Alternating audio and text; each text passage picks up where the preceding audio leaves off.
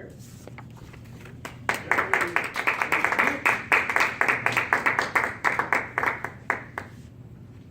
We're not done. Oh, I'm sorry. No. The formal introduction for all contests, Steve Smith, Connection.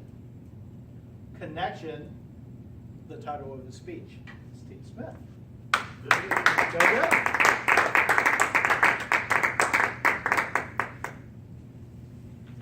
She was beautiful. Absolutely the most gorgeous girl I had ever seen in my entire life. In fact, when I looked at her, everything else went blank. I couldn't think of anything else at all. Wow, I was completely infatuated. And in fact, Rubra was, she kind of liked me too. But you see, I was skeptical. I had brothers, and I had guy friends.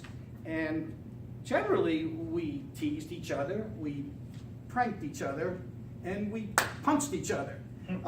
So although she was here today walking with me down the street, I sort of expected at any moment she was going to turn and punch me and yell, "Psych!" which was our expression for tricked you. But here she was. It was a cold winter afternoon, and I was walking her home from school. In fact, I had even offered to carry her books, as corny as that sounded.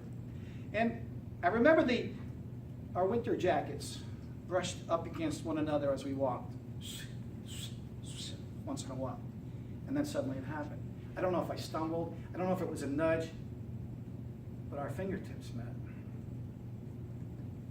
And there was a brief hesitation.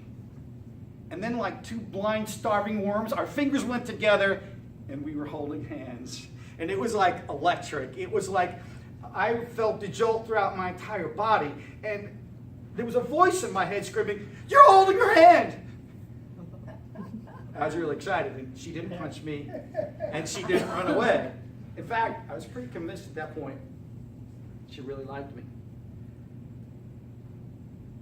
Mr. President, fellow Toastmasters, we all need connection. Now, do you remember the first time that you actually held hands with that special boy or special girl? The nervousness, the excitement, the actual feeling of when your fingers or hands met? It's kind of a magical moment, isn't it? Well, the truth of the matter is the romance with Roseanne didn't last that long. We were not really meant to be, and although we remain friends today, long-lasting relationship was not in our future. But the point is, we all need connection. This isn't really about my talk today about hand-holding. It's not about young love. It's not about the excitement of making a new connection. It's about connection. We're not designed to be alone. Consider the Bible. The Bible is, to me, the infallible Word of God. You may have some other source in your life, but for me, that is the roadmap for all of mankind, where the answers are, where we've been, where we are, and where we're going.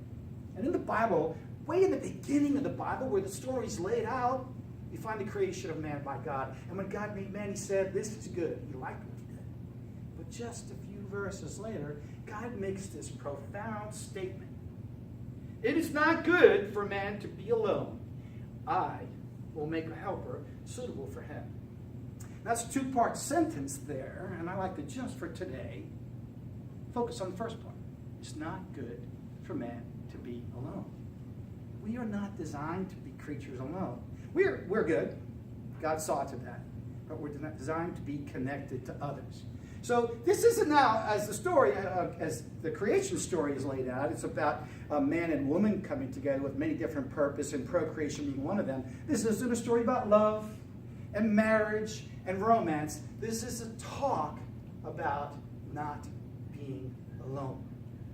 And it's really important that we keep this topic, especially today, fresh in our minds. Today, our world is dedicated to isolating us, to separating us, to making us alone. Consider the smartphone. We've talked about that recently.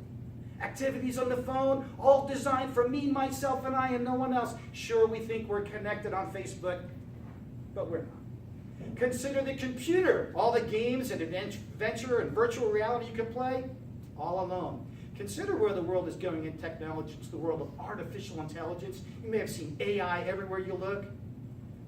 We're headed down that road right now. Driverless cars are on the horizon. Fast food restaurants now have self-help kiosks. You don't have to interact with a person anymore. You can just press a few buttons. In fact, you can now order your groceries online and have them delivered to your home, most likely in a driverless car. Society is predisposed to make us alone. It is not good for man to be alone.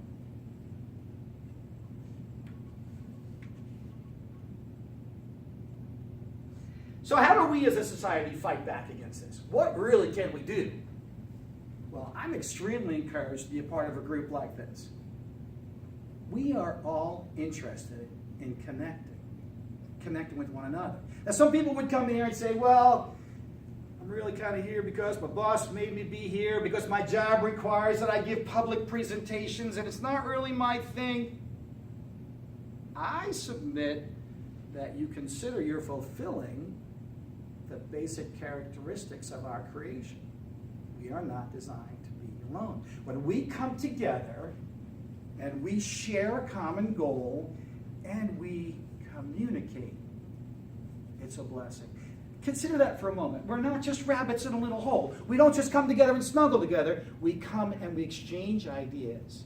And in an environment like this, we exchange thoughts and we respect one another.